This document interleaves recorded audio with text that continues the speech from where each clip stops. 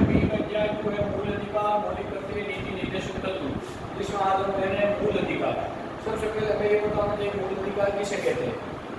तो संविधान द्वारा नागरिकों के सर्वांगीण विकास के लिए दिए गए अधिकारों को ही मूल अधिकार कहते हैं, जिसमें राज्य भी किसी भी प्रकार का हस्तक्षेप नहीं कर सकता।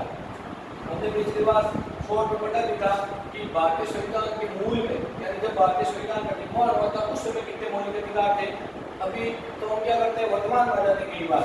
उस समय में ध्यान रखना है, भारतीय संविधान का जब निर्माण हुआ था उस समय 7 मौलिक अधिकार थे। और इम्पोर्टेंट इशू बनता है, इसमें से एक हटा दिया गया और अब वर्तमान में बचे 6।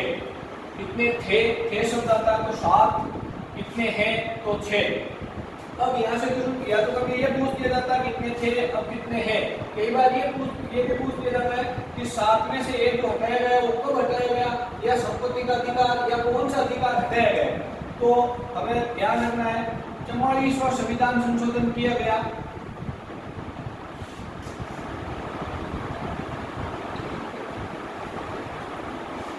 संविधान संशोधन 1978 1978 में, जिसमें संपत्ति के अधिकार को हटा के कानूनी अधिकार बना दिया गया। उसके बाद में अब अधिकारों की जो संख्या है वो वर्तमान में है 6।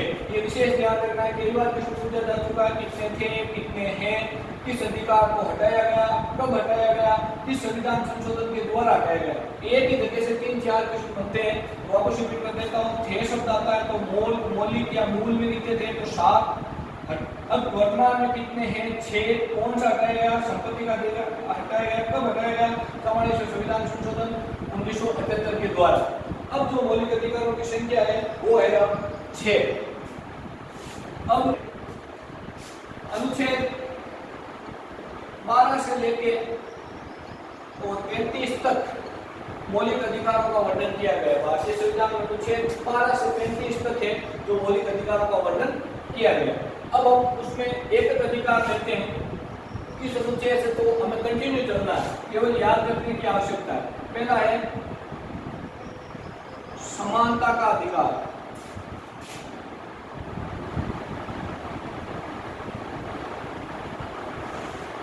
जो पंक्ति हो जाएगा अनुच्छेद 14 से 18। अब आप 12-13 में क्या था, तो 12-13 में परिभाषा, मौलिक अधिकारों का विवरण, वो चीजें दे रखी है। हमें विशेष जो याद रखना है वो 14 से शुरू करना है। वर्णन किस अनुच्छेदों में, 12 से 35। समानता का अधिकार किस अनुच्छेद से कहां तक है, तो 14 से 18। कंटिन्यू चलना है। दूसरा ले लो स्वतंत्रता का अधिकार। स्वतंत्रता का अधिकार कंटिन्यू चलना है, 18 से आगे 19, 19 से 22। तीसरा आ जाएगा शोषण के विरुद्ध अधिकार।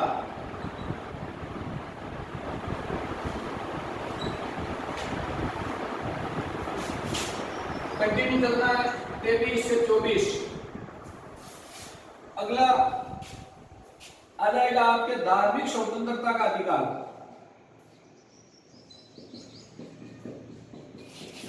इसमें भी हमें कंटिन्यू चलना है 25 से 28।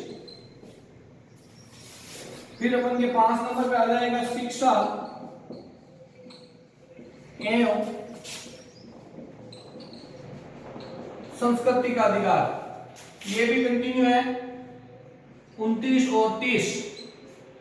फिर लास्ट 6 नंबर है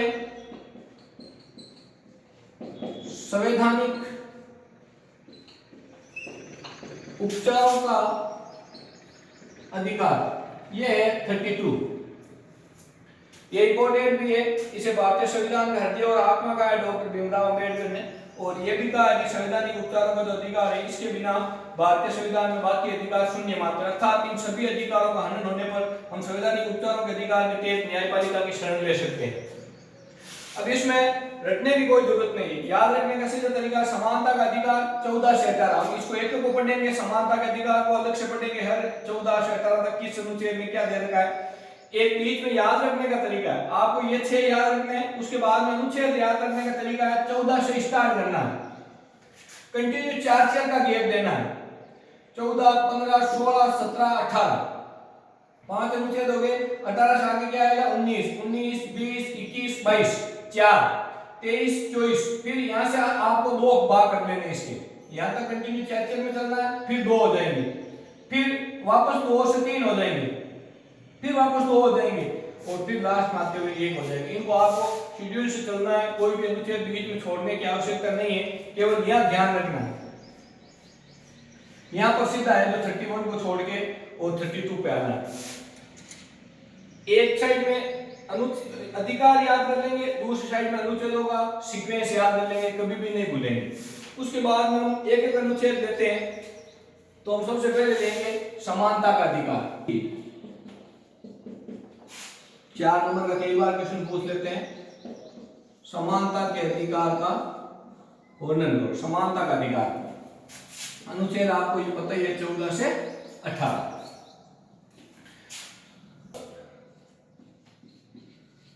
जिसमें आ जाएगा विधि के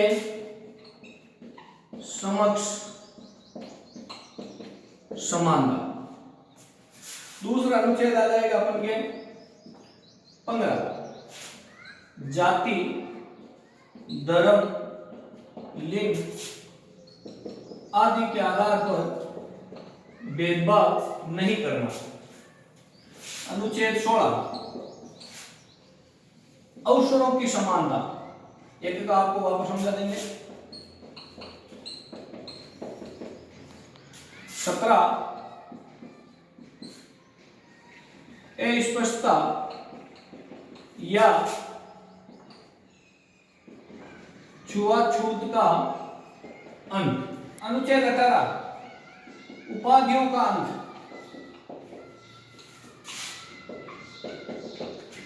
अब हम वापस समझते हैं, विधि के समक्ष समानता का मतलब है कानून के समक्ष सब समान। किसी के कानून के समान यानी चाहे भारत का प्रधानमंत्री हो, चाहे राष्ट्रपति हो, विधि कानून सबके समान रूप से लागू होगी। कानून की दृष्टि से किसी के साथ में अन्याय नहीं किया जाएगा। किसी के कहने का मतलब है कि विधि यानी विधि का मतलब यहाँ पर एक कानून को होता है विधि, उसके जो कानून बना हुआ है भारतीय संविधान के अनुरूप, उसमें भारत के सभी नागरिक एक समान है। अनुच्छेद 14। 15 में है जाति, धर्म, लिंग यानी किसी भी व्यक्ति के साथ आप जाति के आधार पर, धर्म के आधार पर, लिंग के आधार पर, स्त्री पुरुष के आधार पर किसी भी प्रकार का भेदभाव नहीं कर सकते।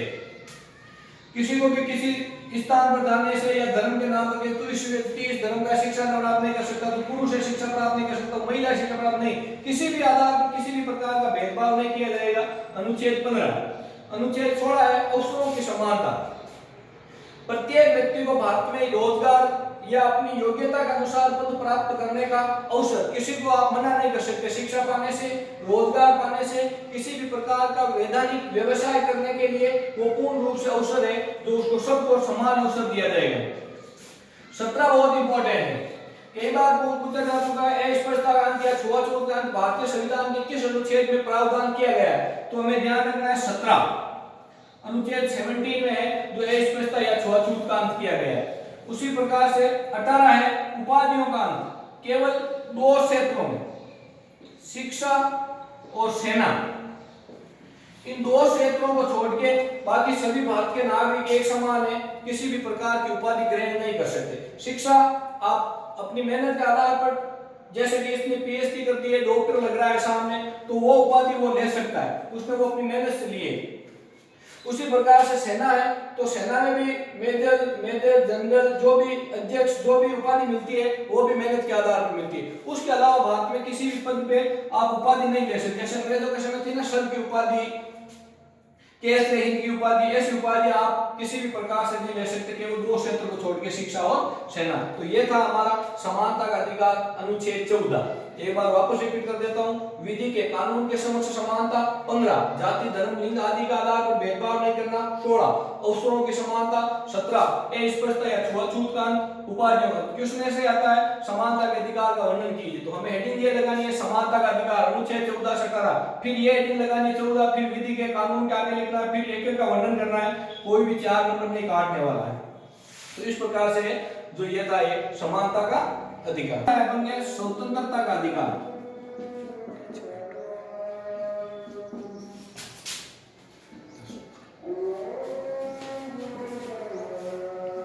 वो अनुच्छेद कंटिन्यू याद रखते हैं। 14 से 17 समानता का था, स्वतंत्रता का 19 से 22। अब वापस 1 नंबर पे ले लो आप अनुच्छेद 19। अनुच्छेद 19 जो है वो अपन क्या आ जाएगा, विचार अभिव्यक्ति की स्वतंत्रता।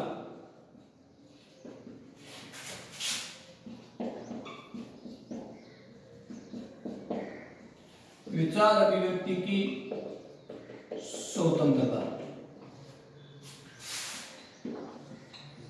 अनुच्छेद 20 में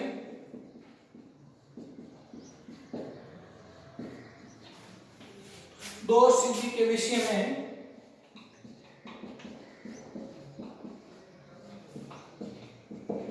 संरक्षण। अनुच्छेद 21 इंपॉर्टेंट है।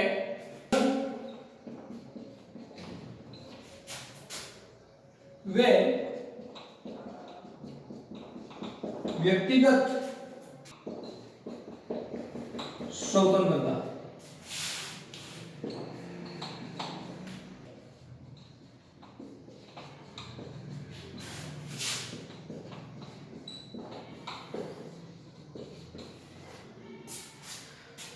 उन्नीस में विचार अभिव्यक्ति की स्वतंत्रता। आप अपने विचार व्यक्त कर सकते हो जिससे देश की एकता और अखंडता को कोई खतरा पैदा नहीं हो। आप भाषण दे सकते हो, अभिव्यक्ति, आप इकट्ठे हो सकते हो, आप अपना संगठन बना सकते हो, पूर्ण रूप से आप स्वतंत्र हैं। दोष सिद्धि के विषय में संरक्षण 20 में तो किसी भी व्यक्ति को गिरफ्तार करने से पहले उसका कारण बताना, अपराध सिद्ध कैसे होगा या नहीं होगा, किसी भी प्रकार का आप अगर अपराध करते हो तो उसमें आप कानून रूप से अपनी शरण ले सकते हो, अपना वकील कर सकते हो। 21 इंपॉर्टेंट ये याद रखना है, जीवन या व्यक्तिगत स्वतंत्रता का अधिकार किस अनुच्छेद में दिया गया है, कई बार पूछा गया है। तो 21 तो याद रखने का भी तरीका 21 को हम क्या मानते हैं, शुभ मानते हैं। क्या मानते हैं, शुभ। तो हमारा जीवन और व्यक्तिगत स्वतंत्रता शुभ होती है, जीवन जीना व्यक्ति के लिए शुभ होता है, स्वतंत्रता शुभ होती है। तो हमें याद रखने की जरूरत नहीं है कि जीवन जीने का या व्यक्तिगत स्वतंत्रता का अधिकार किस अनुच्छेद में है। तो हमें याद रखना है 21-21। 22 है बंदीकरण से संरक्षण।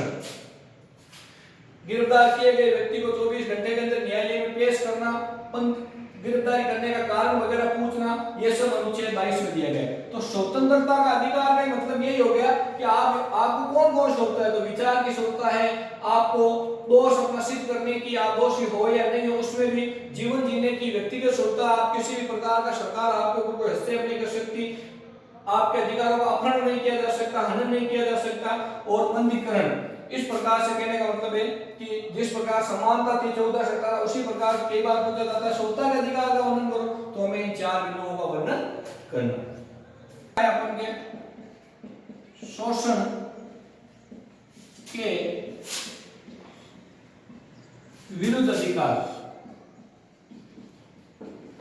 अनुच्छेद वही कंटिन्यू चलना 23 से 24। दो अनुच्छेद याद रखना है। अनुच्छेद 23 का मतलब है मानव के करे विक्रिय पर रोक, साथ में बेगार प्रथा पर रोक। उसी प्रकार से इनका आपको मैं तरीका बताऊंगा, याद रखने की जरूरत नहीं है। अनुच्छेद 24 14 वर्ष से कम उम्र के बालक बालिकाओं को खतरनाक कामों से दूर रखना। अब देखो याद रखने का तरीका सीधा है, 23-24 दो अनुच्छेद है, याद रखना है।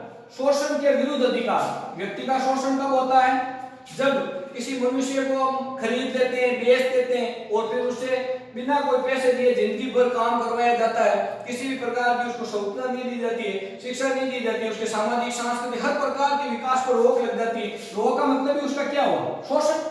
अधिकार क्या पढ़ रहे हैं, शोषण के विरुद्ध अधिकार। तो 23 में क्या हो जाएगा, मानव के क्रय विक्रय पर कोई भी मनुष्य को आप खरीद बेच नहीं सकते। बेगार पड़ता, बेगार का मतलब बिना वेतन के काम करवाना। तो बिना वेतन के काम करवाओगे तो भी क्या होगा, शोषण। क्या होगा, शोषण। तो उसी प्रकार से शोषण में पहला अधिकार याद रखने का अनुच्छेद सीधा 23 में मानव के क्रय विक्रय पर रोक, बेगार प्रथा पर रोक। अब देखो दूसरा याद रखने का सीधा तरीका 24 अनुच्छेद तो में याद रहेगा 23 और 24। 24 में क्या लिखते हैं 24, उसी प्रकार से 14, 23 में सीधा गए 24 में भी एक ही काम है, तो 24 4 यहां से पकड़ना है, 4 यहां से पकड़ना है, सीधा याद रह जाएगा। ठीक है, तो 14 वर्ष से कम उम्र के बालक बालिकाओं को खतरनाक कामों में, जैसे कोयला की खदानें हैं, पत्थर की खदानें हैं, कल कारखाने हैं, जहां पर ये 14 वर्ष की जो आयु है ये सुकुमार आयु होती है, जिसमें बालक का सर्वांगीण विकास होता है, जिसमें उसका खेलना कूदना शिक्षा प्राप्त करना, जो सरकार के द्वारा 6 से 14 वर्ष के बालक बालिकाओं को निःशुल्क शिक्षा का जो अधिकार दिया गया है, उस अधिकार का हनन नहीं होना चाहिए। उस अधिकार का उसको सदुपयोग उस उम्र का करने के लिए है, जो अनुच्छेद 24 में 14 वर्ष से कम उम्र के बालक बालिकाओं को खतरनाक काम में रोकने का यह अधिकार दिया गया।